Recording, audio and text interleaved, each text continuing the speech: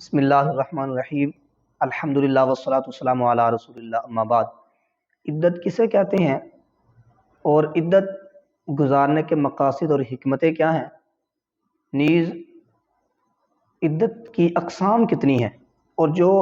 اس حکم شرعی کی مخالفت کرتا ہے اس پر شریعت کون سا حکم نافذ فرماتی ہے، اس حوالے سے آج ہم گفتگو کریں گے۔ تو سب سے پہلے تو عدت کہتے کسے ہیں؟ عدت کہتے ہیں گنتی گننا، دن گزارنا۔ تو نکاح زائل ختم ہو جانے کی صورت میں، یعنی شوہر کا فوت ہو جانا یا طلاق خلا وغیرہ جس سے نکاح ختم ہو جاتا ہے، نکاح کے ختم ہو جانے کی صورت میں زوجہ جو ہے مقررہ مدت تک دوسرا نکاح کرنے سے رکی رہتی ہے، اسی چیز کا نام عدت ہے۔ اور عدت جن مقاصد اور حکمتوں کے پیش گزاری جاتی ہے، بہت ساری مقاصد اور حکمتیں ہیں، جن میں سے بنیادی حکمتیں ہیں استبراء رحم، رحم کا پاک صاف شفاف ہو جانا، یعنی چونکہ شریعت ہمارے نسب کو تحفظ فراہم کرتی ہے، اس کی حفاظت کرتی ہے، تو عدت ایک ممکنہ ذریعہ ہے نسب کی حفاظت کے لیے۔ وہ یوں کہ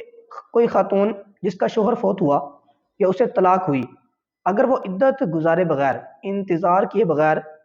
نیا نکاح کر لیتی ہے، تو اس صورت میں چونکہ استبراء رحم، اس کے رحم کا صاف ہونا ابھی تک کنفرم نہیں ہوا، تو اس صورت میں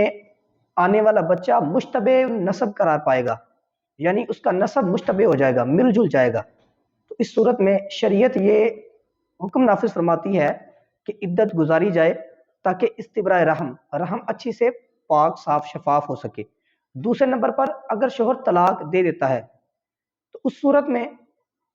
چند دنوں بعد شوہر کو پشیمانی، شرمندگی ہوتی ہے، پچھتاوا ہوتا ہے اپنے کیے کام کا، اور دوبارہ سے اپنا رشتہ بحال کرنا چاہتا ہے، رشتہ جوڑنا چاہتا ہے، گھر بسانا چاہتا ہے، تو شریعت عدت کی صورت میں اسے یہ موقع فراہم کرتی ہے کہ وہ دوران عدت اپنی بیوی سے رجوع کر سکتا ہے۔ تو ایک یہ بھی مقصد ہوا۔ تیسرے نمبر پر عدت کون کون سی ہیں، کتنی اقسام ہیں؟ ویسے تو 9 صورتیں بنتی ہیں، لیکن 4 ہم ڈسکس کریں گے۔ سب سے پہلے تو وہ خواتین جو پریگننٹ ہیں، ان کی عدت قرآن مجید میں اللہ رب العزت نے وَأُولَاتُ حَمْلٍ، یعنی جو حاملہ خواتین ہیں ان کی عدت وضع حمل، ڈلیوری قرار دی ہے۔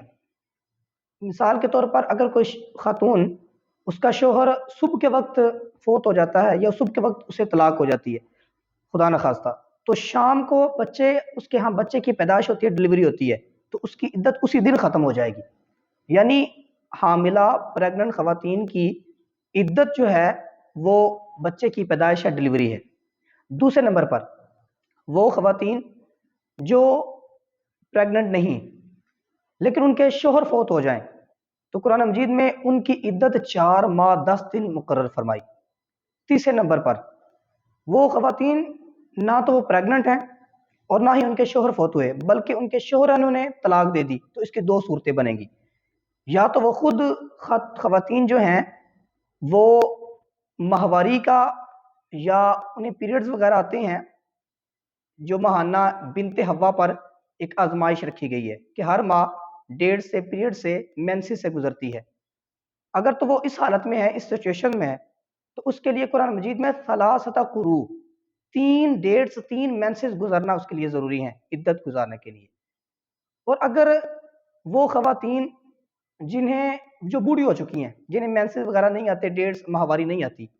یا جنہیں آتی ہی نہیں، ابھی آئی ہی نہیں، ان کی قرآن مجید میں جو عدت مقرر کی گئی ہے وہ 3 ماہ ہے۔ اور اس میں یاد رکھنے والی یہ بات ہے کہ اس عدت کا شمار اس دن سے ہوگا جس دن شوہر فوت ہوا، یا جس دن شوہر نے طلاق دی،